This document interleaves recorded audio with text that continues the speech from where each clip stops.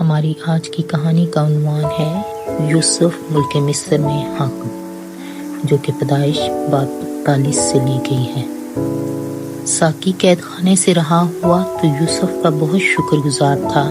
اس موقع پر یوسف نے اس سے کہا کہ مجھے یاد رکھنا اور میری مدد کرنا، بادشاہ کو بتانا کہ میں نے کوئی غلط کام نہیں کیا جس کے باعث قید خانے میں ڈالا گیا۔ یوسف کو یقیناً امید تھی کہ میری مصیبت جلد ختم ہو جائے گی، لیکن دربار میں پہنچتے ہی ساقی یوسف کو بالکل بھول گیا۔ اسے کبھی یوسف کا خیال بھی نہ آتا تھا۔ 2 سال کا طویل عرصہ یوں ہی گزر گیا۔ پھر ایک رات مصر کے بادشاہ نے ایک خواب دیکھا۔ بادشاہ کے خصوصی مشیروں، دانش مندوں اور جادوگروں میں سے کوئی بھی اس خواب کا مطلب نہ بتا سکا۔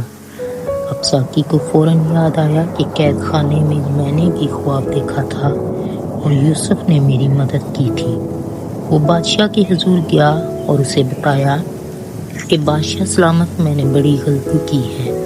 میں اس جوان کو بھول گیا جس نے قید خانے میں میرے خواب کا مطلب بیان کیا تھا۔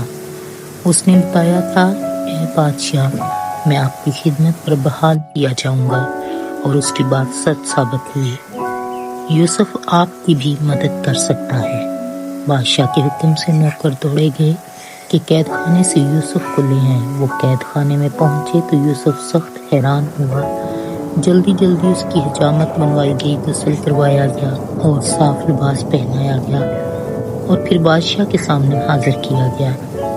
بادشاہ کہنے لگا، مجھے بتایا گیا ہے کہ تو خوابوں کا مطلب بیان کر سکتا ہے۔ یوسف نے جواب دیا، عالی جاں، میں تو ایسا نہیں کر سکتا، البتہ خدا کر سکتا ہے۔ بادشاہ نے کہا، میں نے خواب دیکھا کہ دریا سے 7 موٹی گائے نکلی اور کنارے پر گھاس کھانے لگی۔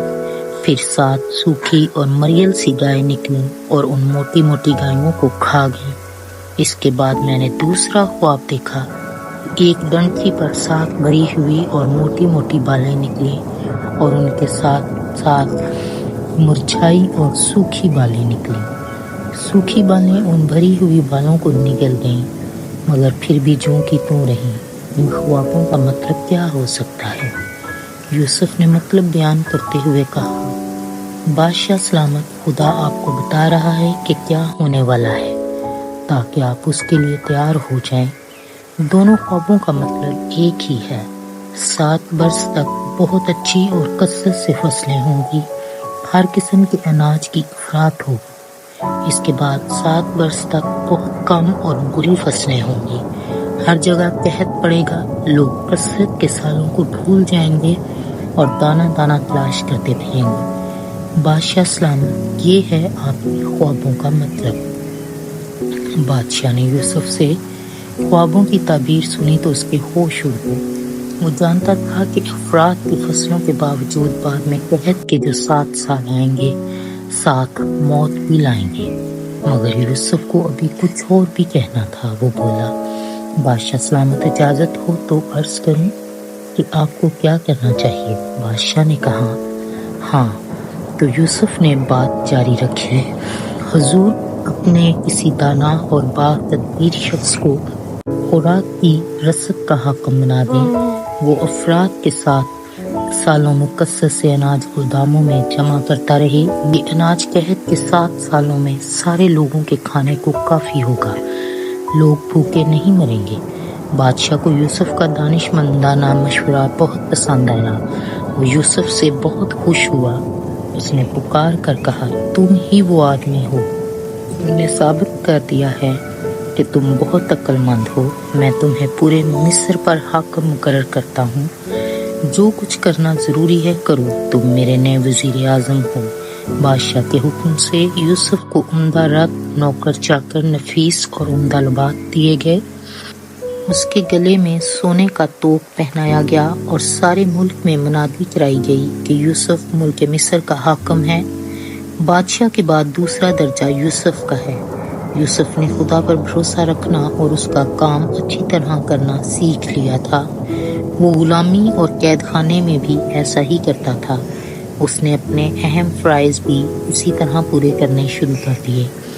اس نے مصر کے طول و عرض کا دورہ کیا. اس نے حکم دیا کہ ہر شہر میں بڑے بڑے گودام بنائے جائیں جن میں اناج ذخیرہ کیا جائے. افراد کی فصلوں کے 7 سالوں میں کثرت سے اناج پیدا ہوا. یوسف نے خاص انتظامات کیے اور سارے ملک میں ہر جگہ اناج ذخیرہ کیا گیا. افراد کے 7 سال ختم ہونے سے پہلے ہی اتنا اناج جمع ہو گیا کہ یوسف نے حساب رکھنا بھی چھوڑ دیا. پھر قحط کے سال شروع ہوئے جن میں فصلیں پیدا نہیں ہوتی تھی. یوسف پہلے سے بھی زیادہ مصروف ہو گیا. وہ اناج بیچتا تھا اور دھیان رکھتا تھا کہ سارے لوگوں کو حسب ضرورت ملتا رہے. نزدیکی ملکوں میں بھی قحط اور خشک سالی آئی. بہت جلد لوگ اناج خریدنے مصر میں آنے لگے کیونکہ خبر پھیل گئی تھی کہ مصر میں اناج ہے. وہ یوسف کے پاس آتے اور اجازت مانگتے کہ اناج خرید کر اپنے اپنے ملک میں لے جائیں.